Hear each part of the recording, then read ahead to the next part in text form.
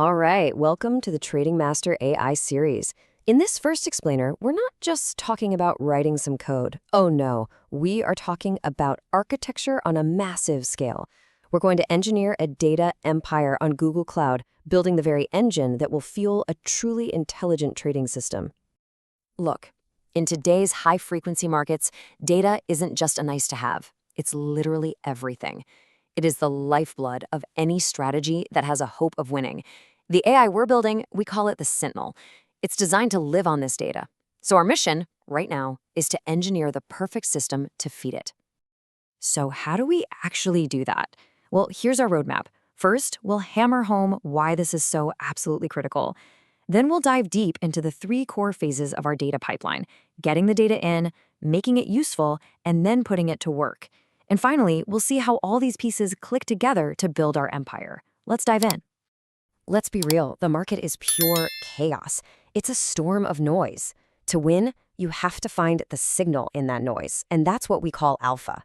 In this game, your data infrastructure isn't just a background utility. It's the weapon that decides if you thrive or just get left in the dust. And this right here is the heart of the problem. You are getting blasted with a fire hose of raw data from everywhere. Exchanges, newswires, social media, you name it. It's unstructured, it's messy, and frankly, most of it is useless noise. To find that tiny sliver of alpha, you need a system that can think and react at the speed of the market itself. So this is the key mental shift you have to make. We're not just building some dusty old database to store information. We are engineering a living, breathing intelligence grid. Every single component is designed for one purpose and one purpose only, to feed our AI the insights it needs to make the right move. All right, so that brings us to our first practical step, data ingestion. You need to think of this as the main gateway to our entire intelligence grid. I mean, if you can't get the data in reliably and at massive scale, then nothing else we talk about even matters. So here's our simple framework again: ingest, process, and analyze. Right now, we are laser-focused on that critical first step, ingestion. How do we actually get the data from all those outside sources and pull it into our Google Cloud environment? On Google Cloud, we've got two main weapons for this job, and the choice is actually pretty straightforward. For all that live streaming data, the constant flood of market ticks or breaking news, we use PubSub. It's like a hyperspeed global conveyor belt. Then, for the big, static chunks of data, like years of historical prices, we use cloud storage. Think of it as a massive, super cost-effective warehouse. But here's the secret. The thing that really separates the pros from the amateurs, we don't just turn these tools on and hope for the best. No way. We apply MLOps principles from day one. It's all about automating and standardizing these data pipelines to make them absolutely rock solid and repeatable. This discipline is everything. Okay, so the data is in the system. Now what? Well, it's raw. It's not ready. This is where phase 2 comes in. This is the processing phase. It's the forge, where we hammer that raw material into high-grade fuel for our AI. Back to our roadmap. We've handled ingestion. Now let's focus on this middle step, processing. This is where the real heavy lifting happens. We're talking cleaning the data, giving it structure, and enriching it to make it way smarter. And again, Google gives us some incredible options. Dataflow is an absolute beast. It can handle data streaming in live and data that's been sitting in storage for years, all within the same pipeline. It's just unbelievably powerful. But hey, maybe your team already lives and breathes open source tools like Apache Spark. No problem. That's what Dataproc is for. It lets you run those exact same jobs without ever thinking about servers.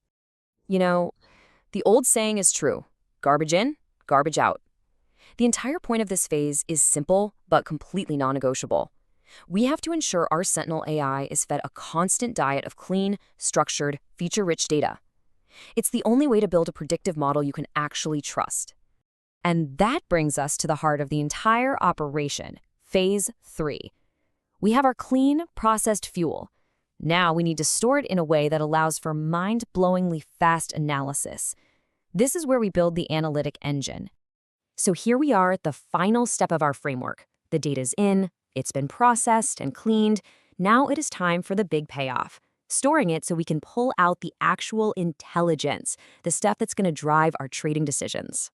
So at the absolute center of this entire stack isn't just a database. No, we're talking about something else entirely. We're talking about a serverless, planetary-scale data warehouse, a system built from the ground up for analytics at a scale that's hard to even imagine. And that is BigQuery. This thing is the absolute centerpiece of Google Cloud's entire analytics world. It can chew through exabytes of data, that's a billion gigabytes, and get you answers in milliseconds. But it's so much more than that. It has machine learning and BI tools built right in. And you're the best part, it's serverless. You just load your data and go. It scales for you automatically, without you lifting a finger. Now, this brings up a huge architectural choice. The traditional way to do this is with a centralized data warehouse. Think of it as one giant central library where a single team manages every single book. But there's a newer, very powerful idea called a data mesh. This is more like giving each department, your quants, your risk team, their own specialized library. They own their data, they treat it like a product, and they are responsible for its quality. It's a huge shift from central control to decentralized ownership. So whether you build one giant central library or a whole network of smaller ones, you still need a universal card catalog, right? You need a way to see everything. That is exactly what Dataplex is. It gives you a single pane of glass, a single control panel to manage governance, check data quality, and discover what you need across your entire system, no matter which design you choose. So we've looked at all the core components. We understand the phases. We know the key tools. But, a pile of powerful parts doesn't make an empire. Now we have to talk about putting them all together into a complete, battle-ready system. Okay, so we've laid out all the building blocks. The concepts are there, the design for our analytic engine is complete. But that leads to the million-dollar question, doesn't it? How do we actually connect all these pieces? What do the real-world, end-to-end blueprints actually look like? And that is exactly where we're going next. In our very next explainer, we're going to break down the 6 most powerful production-grade architectures on Google Cloud. We're going to cover everything from modern data lakehouses to a full-blown data mesh implementation, giving you the blueprints you actually need. We have laid the foundation. In the next one, we build the empire. So make sure you subscribe so you don't miss it. And as always, stay data-driven.